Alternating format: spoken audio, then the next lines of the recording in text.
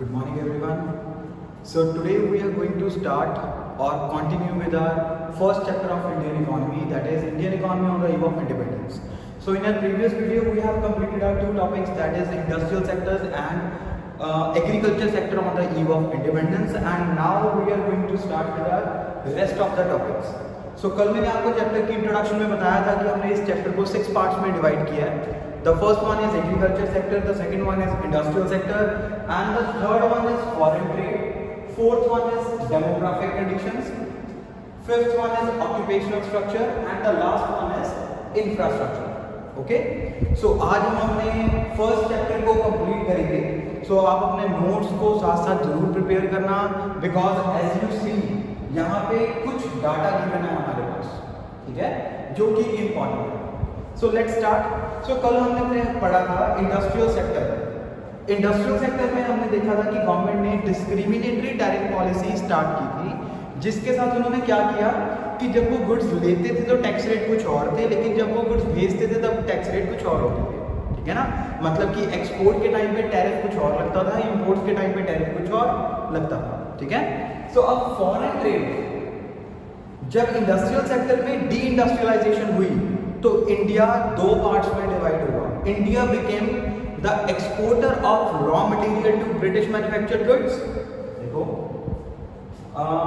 यहां पे लिखा हुआ था एक्सपोर्ट. इंडिया बेसिकली ब्रिटेन को एक्सपोर्ट क्या क्या करता था? Silk, cotton, textile, handicraft etcetera. और इंपोर्ट क्या करता था? British manufactured goods. हमने कल अपनी डी इंडस्ट्रियलाइजेशन पॉलिसी में ये चीज पढ़ी थी कि इंडिया अपना रॉ मटेरियल एक्सपोर्ट करता है ब्रिटेन को और ब्रिटेन से मैन्युफैक्चर्ड गुड्स को इंपोर्ट करता है. ठीक है ना. So the deindustrialisation policy was of two fold aspect. So the one is India became the exporter of raw material and importer of British manufactured goods. And कल हमने एक चीज और भी पढ़ी थी यहाँ पे, finest variety of silk. Finest variety of silk कौन सी थी? कल हमने पढ़ा था मलमल शाही और मलमल खस. ठीक है. And the next one, half of the foreign trade FT of India was restricted to Britain and it was allowed with Sri Lanka, China and Iran. कहता इंडिया का जो फॉरेन ट्रेड है, मान लो कि इंडिया अगर एक साल में 50 करोड़ का फॉरेन ट्रेड करता है, तो उस 50 करोड़ में से मोर देन 50%, हाफ से ज्यादा, मतलब 25 करोड़ से ज्यादा का जो ट्रेड है वो ब्रिटेन के साथ होता था, और जो रेस्ट अमाउंट बचती थी वो किस किस के साथ होती थी? Sri Lanka, China, Iran. ईरान का कौन सा शहर? Persia. Okay. So this is all about foreign trade. As you know, मैंने आपको कल बोला था कि इंडस्ट्रियल सेक्टर और एग्रीकल्चर सेक्टर वो हमारे लिए इंपॉर्टेंट है इस चैप्टर में. बाकी आपके सारे सेक्टर, सारे पॉइंट्स बहुत ही नॉमिनल से छोटे छोटे पॉइंट्स हैं. यहां पे लिखा हुआ है फॉरेन ट्रेड को करने के लिए ब्रिटिश गवर्नमेंट ने इंडिया में स्विस कैनाल की ओपनिंग की.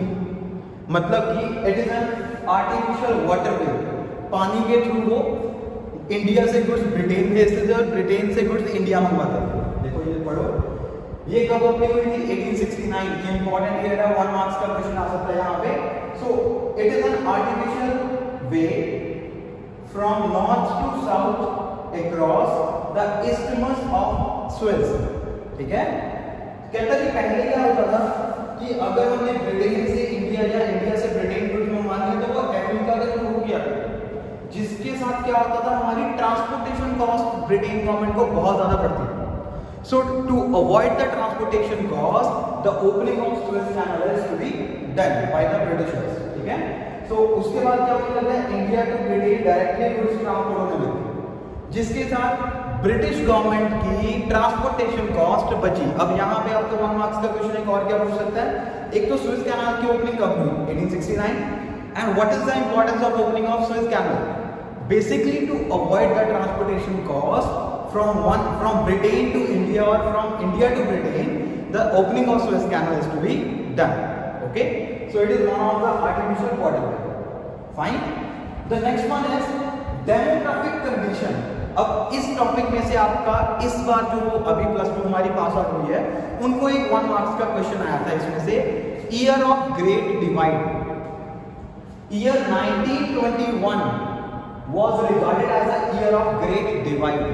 अब ईयर ऑफ ग्रेट डिवाइड ही क्यों बोलते हैं इसको, ये इसका नाम है 1921 ईयर ऑफ ग्रेट डिवाइड। ऐसा क्यों? Because stages of demographic transition, इसको हम ईयर ऑफ ग्रेट डिवाइड इसलिए बोलते हैं बिकॉज 1921 से पहले India first stage of demographic transition में था।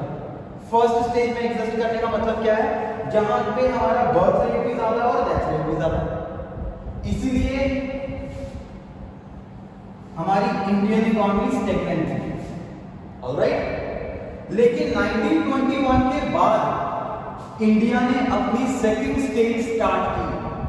मतलब इंडिया ने फर्स्ट स्टेज को छोड़ के सेकंड स्टेज में इंडिया एंटर कर गया था। सेकंड स्टेज किसकी? Of demographic transition. और सेकंड स्टेज में क्या होता था? बेसिकली बर्थ रेट ज्यादा है, डेथ रेट कम है।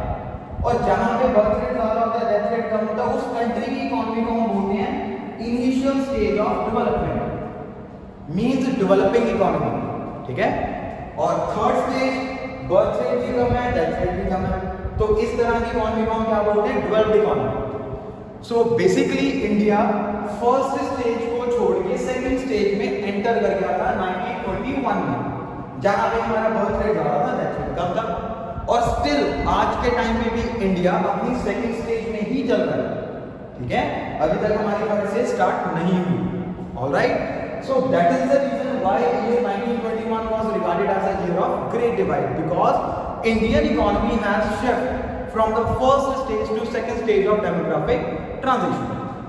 And the next one, birth rate. अब भाई बर्थ रेट क्या होता है? हमने 9th और 10th में इकोनॉमिक्स में ये पॉइंट्स पढ़े हुए हैं, है ना। 1000 पर्सन्स के पीछे कितने बच्चे हैं जिनका जन्म होता है? 1000 पर 1000 पर्सन। ये डाटा कब का दिया हुआ है? During the colonial rule. इसका कोई भी पर्टिकुलर ईयर नहीं है। कॉलोनियल रूल का मतलब 1947 से पहले। ठीक है। सो बर्थ रेट था 48 पर 1000, डेथ रेट था 40 पर 1000। लिटरेसी रेट, अब यहां पे ना एक लिटरेसी रेट की मैं आपको डेफिनेशन बोल रहा हूं, आप प्लीज लिखिए। सो लिटरेसी रेट की डेफिनेशन है हमारे पास, literacy rate refers to the number of persons who is 7 और अबव, जिनकी एज 7 या 7 साल से ज्यादा है। और ऐसे कितने पर्सन है हमारे इंडिया में जो कि हर एक लैंग्वेज को पढ़ सकते हैं, लिख सकते हैं और बोल सकते हैं? So listen carefully, literacy rate refers to the number of persons who is 7 और above who has the ability to read, write and understand any one language. Okay, उसको हम बोलते हैं लिटरेसी रेट। सो लिटरेसी रेट हमारे India का क्या था? was less than 16%। लेकिन जब मतलब कि जब हमारे इंडिया में ब्रिटिश रूल चल रहा था, तब हमारे इंडिया में literacy rate was less than 16%। 100 के पीछे 16 से कम बंदे थे जो कि पढ़े लिखे थे। और इन 16 में से भी 7% was females and 9% was male। ठीक है, इसके ऊपर क्वेश्चन आ सकता है फीमेल्स के, फीमेल लिटरेसी रेट के ऊपर।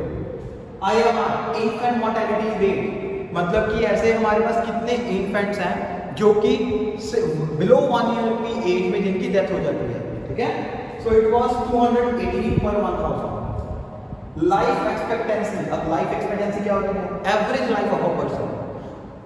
1921 या फिर हम ऐसे बोले कि during the colonial rule life expectancy was 32 years. ये कम क्यों थी? बिकॉज हमारे पास हेल्थ फैसिलिटीज प्रॉपर नहीं थी। लेकिन as per 2018 life expectancy rate was increased up to 68.8 years. बच्चों डाटा बहुत ध्यान से पढ़ना, मैं बार बार बोल रहा हूँ, बिकॉज यही 1-2 चैप्टर में जहां पे आपको डाटा आएगा, बाकी बहुत कम चैप्टर्स हैं जहां पे हमें डाटा की जरूरत पड़ेगी। ठीक है, तो death rate, birth rate, literacy rate, IMR, life expectancy. Okay, next आते हैं हमारे पास स्टेजेस ऑफ डेमोग्राफिक ट्रांजिशन। ये इंपॉर्टेंट है बहुत। ठीक है, सो फर्स्ट स्टेज क्या थी? फर्स्ट स्टेज से इंडिया शिफ्ट हुआ था सेकंड स्टेज में। That is why year 1921 was recorded as year of great divide. Okay, so coming up to the next, our second last topic, that is occupational structure. अब जब हमारा India, हमारा chapter कौन सा है? Indian economy on the eve of independence. तो जब हमारा इंडिया आजाद हुआ तब हमारे इंडिया में कौन कौन से ऑक्यूपेशन एग्जिस्ट करते थे। सो हमने पहले क्या पढ़ा था, याद है? फीचर्स ऑफ इंडियन इकोनॉमी, जो मैंने यहाँ पे लिखा होता कॉर्नर पे, बिफोर कॉलोनियल रूल। तो वो क्या था कि तब एग्रीकल्चर सेक्टर में नियरली 85% हमारी पॉपुलेशन एंगेज थी, लेकिन वो कब की थी? बिफोर कॉलोनियल रूल, मींस 1757 से पहले। और आज on the eve of independence, मतलब जब ब्रिटिश रूल खत्म हुआ तब क्या हुआ? It was 72.7% of working population as employment opportunities was very low.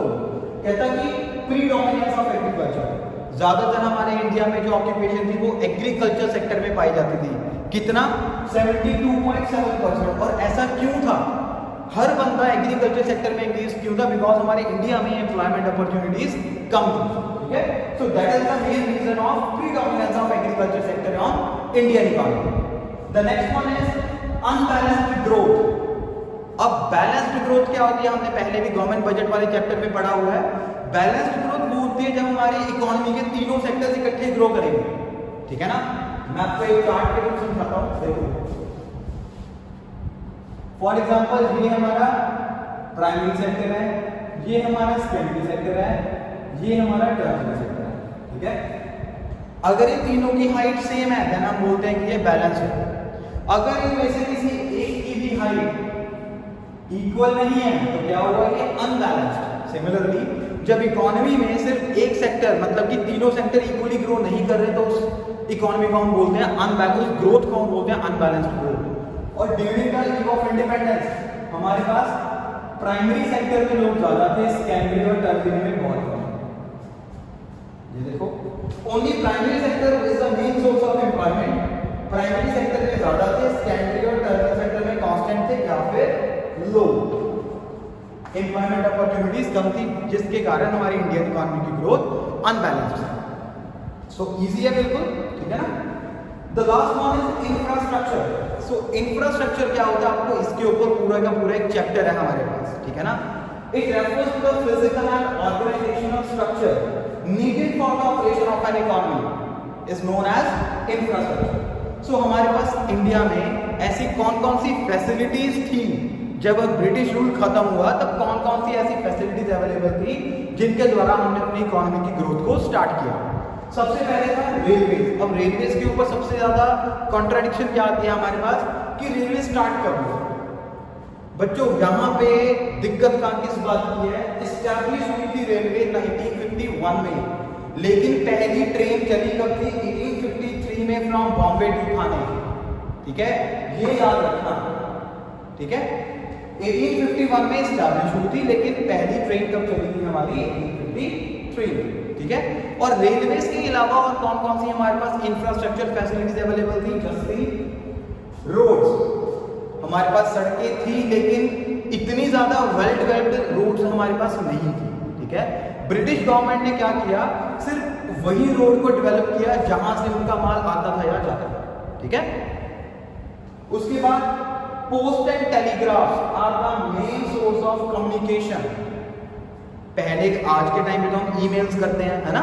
Social media का यूज करते हैं, लेकिन पहले टाइम अगर हमने अपना मैसेज किसी और को कन्वे करना है then post and telegraph was the main source of communication. Okay, the next one is opening of Swiss canal for air and waterways.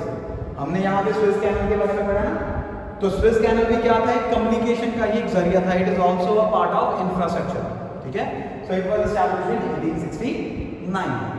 अब इसके बाद आपके चैप्टर के फर्स्ट चैप्टर के बिल्कुल लास्ट में कुछ दिया हुआ है, नेगेटिव इंपैक्ट्स ऑफ रेलवेज। अब रेलवेज के नेगेटिव इंपैक्ट्स क्या हुए? देखो, रेलवेज का नेगेटिव इंपैक्ट क्या हुआ? सबसे पहले तो ब्रिटिशर्स ने जब रेलवेज इंट्रोड्यूस की तो उन्होंने सिर्फ अपने काम के लिए उसको इंट्रोड्यूस किया, इंडियंस के लिए उसको प्रोहिबिटेड रखा, मतलब कि रिस्ट्रिक्टेड रखा। इंडियन रेलवेज का यूज नहीं कर सकते थे, ठीक है? द सेकंड थिंग, अगर किसी फार्मर ने अपनी गुड्स को एक जगह से दूसरी जगह ट्रांसपोर्ट करना है then also he has to pay high cost of transportation for transferring their products, ठीक है? अब पॉजिटिव इंपैक्ट क्या होगा? पॉजिटिव नेगेटिव इंपैक्ट की तो हम बात करेंगे ड्यूरिंग द कॉलोनियल रूल, लेकिन पॉजिटिव इंपैक्ट की बात करेंगे आफ्टर कॉलोनियल रूल। जब हमारा इंडिया आजाद हुआ तब हमारे colonial rule, after colonial rule हमारे इंडिया को रेलवे से क्या क्या बेनिफिट्स मिले। एक तो भाई shifting of a person from one place to another, ठीक है, shifting of goods from one place to another at reasonable cost. हमें आज भी पता है कि भाई एयर ट्रांसपोर्ट सबसे महंगी है, ठीक है, उसके बाद road transport that means buses, और सबसे कम किराया किसका है, रेलवेज का, ठीक है। तो ये हमारे पास कुछ ओपनिंग और पॉजिटिव या फिर नेगेटिव इफेक्ट है रेलवेज के। अब आफ्टरवर्ड्स आपने क्या करना है, आपने अपनी बुक के लास्ट चैप्टर के एंड में MCQs, true false, fill ups, match the following and very short questions, इनको अच्छे से करना है। कोई भी टॉपिक यहाँ से स्किप नहीं करना, बिल्कुल भी स्किप नहीं करना, ठीक है। So just have a look on this. Foreign trade हमें पता था कि भाई डी इंडस्ट्रियलाइजेशन पॉलिसी के कारण India became the exporter of raw material and importer of British manufactured goods. Then, along with foreign trade, to expand the foreign trade, British government has to open the Suez Canal Way in 1869. Demographic transition में हमारे पास क्या है, year 1921 was regarded as a year of Great Divide, ठीक है। उसके बाद हमारे पास कुछ वेट्स आ गए, इसके ऊपर डेफिनेशन भी आ सकती है आपको। Then ये table year of stages of demographic transition था, ठीक है। The next one is occupational structure. Agriculture ही हमारे पास एक मेन सोर्स था एम्प्लॉयमेंट का, और कोई किसी भी सेक्टर में एम्प्लॉयमेंट नहीं थी। अनबैलेंस ग्रोथ थी हमारे इंडिया की। इंफ्रास्ट्रक्चर में हमारे पास रेलवेज थी, पोस्ट एंड टेलीग्राफ था, ठीक है, अच्छा, सुएज कैनल और एंड रोड्स। ओके, सो एक बार इसको नोट डाउन कीजिए and see you in the next class. Good bye.